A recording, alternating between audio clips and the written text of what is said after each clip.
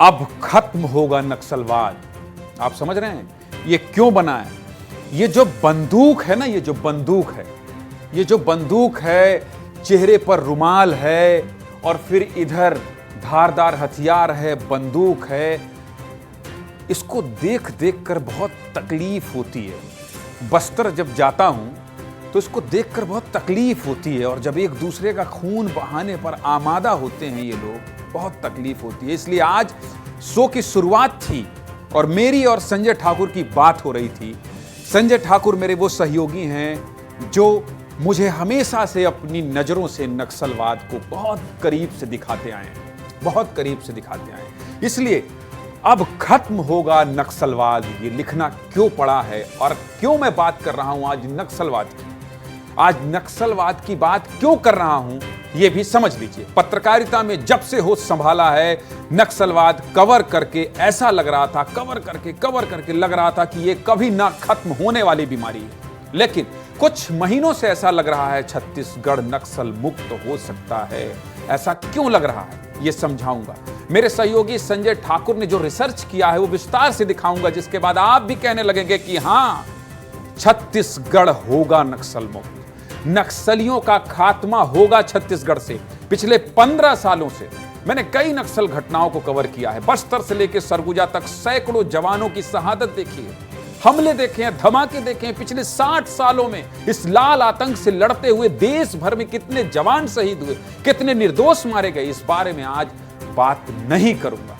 ये आंकड़े इतने बड़े और डरावने हैं कि मैं बताते बताते थक जाऊंगा और सुनते सुनते आपकी रूह कांप जाएगी। इसलिए सीधे मुद्दे की बात करते हैं। 40 सालों से देश में नक्सलवाद का केंद्र बने हुए बस्तर की बात करते हैं, क्योंकि बस्तर में बहुत कुछ पहली बार हो रहा है। क्या क्या हो रहा है? पहली बार किसी राज्य के गृह मंत्री ने नक्सलियों से वीडियो कॉल पर बात करने की अपील की है। पहली बार बस्तर में टीसीओसी के दौरान 130 से अधिक नक्सली मारे गए हैं। टीसीओसी क्या है ये भी समझाऊंगा आपको। पहली बार नक्सलियों के सबसे मजबूत गढ़ों में घुसकर जवानों ने अपना कैंप खोल दिया है। पहली बार किसी सरकार ने नक्सलियों से ही पूछा है कि आप सरेंडर के बाद अपनी पुनर्वास नीति में क्या चाहते हैं, बताइए। और ऐसा पहली बार ही हो रहा है कि बस्तर से नक्सलवाद के खात्मे और नक्सलवाद के खत्म होने की बात कही जा रही है, क्योंकि ये वही बस्तर है जहां कभी कहा जाता था कि बस्तर में रमन की सरकार या रमन्ना की सरकार। रमन्ना कौन?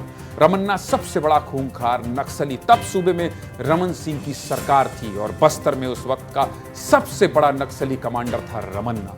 तो रमन या रमन्ना की सरकार से बस्तर नक्सल मुक्त होने वाला है के बीच क्या कुछ बदला है, आज मुद्दे की बात में यही समझाते हैं। पिछले 6 महीनों में क्या कुछ हुआ है पहले ये देख लीजिए। सूबे में सरकार बदली है और एकाएक नक्सलियों के खिलाफ ऑपरेशन तेज हो गए हैं। नक्सलियों को पहला बड़ा झटका तब लगा जब 30 जनवरी को जवानों ने सुकमा जिले के टेकलगुड़ा गांव में अपना कैंप खोल दिया। कहां? गढ़ में खोल दिया। ये वही टेकलगुड़ा गांव था जहां साल 2023 में ऑपरेशन पर निकले जवानों पर नक्सलियों ने हमला कर 23 जवानों को शहीद कर दिया था। यह इलाका नक्सलियों का सबसे मजबूत गढ़ था।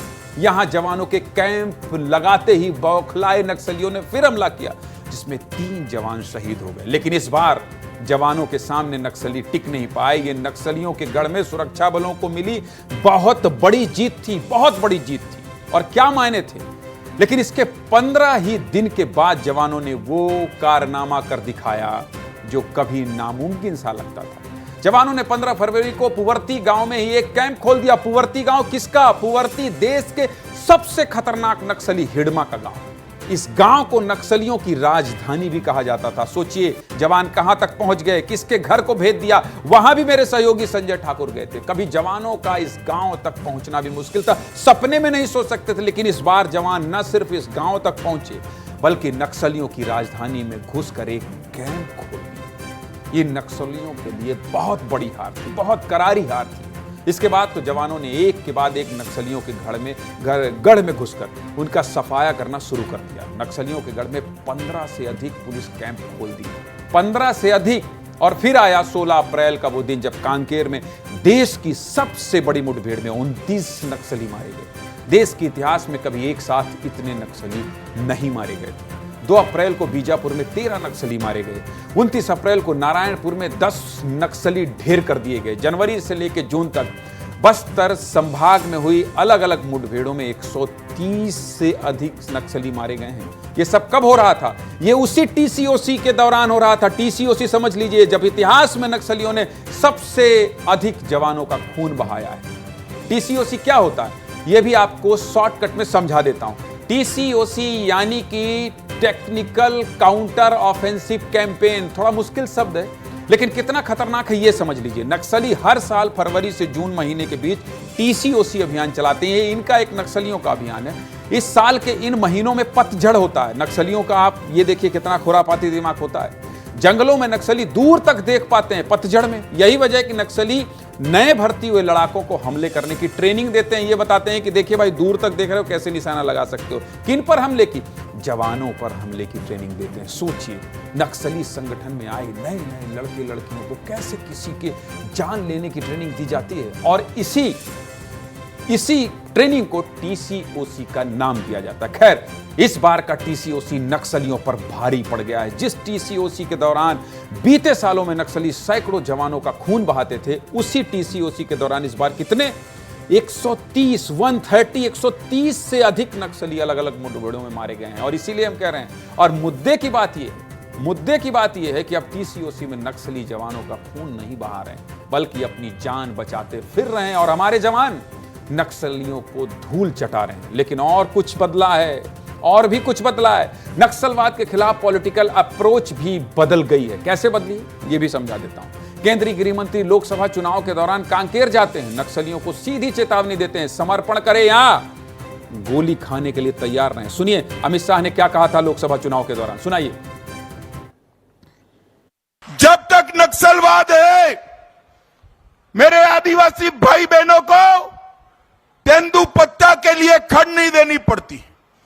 आदिवासी भाइयों बहनों के घर में बिजली नहीं पहुंचती, स्कूल नहीं है, राशन की दुकान नहीं है। मैं आज बचे कुछ है जो है, उनको भी कहता हूं, सरेंडर हो जाओ, आपको फिर से प्रस्तापित करेंगे, वरना लड़ाई का परिणाम तय है। इस दिश से नक्सलवाद को हम समाप्त कर देंगे।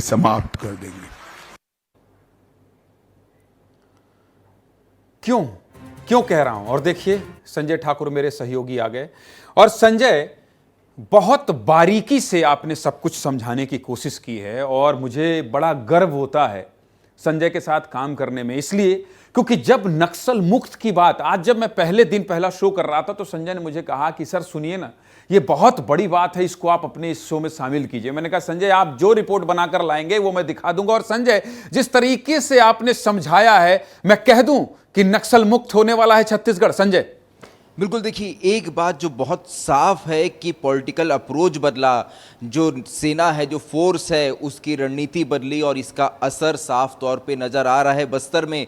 पिछले 15 सालों में ज्ञानेंद्र जी, हमने कितने ही जवानों की शहादत देखी, इतना खून देखा, लेकिन अब ये सुकून है कि फ़िलहाल नज़र आ रहा है कि बस्तर से नक्सलवाद ख़त्म हो सकता है। और ये कैसे हो सकता है, ये आज आपने मुद्दे की बात में बता दिया। और ये बात जनता को भी समझ आनी चाहिए, क्योंकि इसमें जनता का सहयोग भी जरूरी है। कि एक लाइन संजय, टाइम समय कम है, एक लाइन, नक्सलवाद खत्म होगा, ये जो बात आप कह रहे हैं ना, ये मेरा वादा है कि इससे जुड़ी हर सकारात्मक खबर आपको मैं सबसे पहले विस्तार न्यूज में दिखाऊंगा, अपने सहयोगी संजय के सहारे।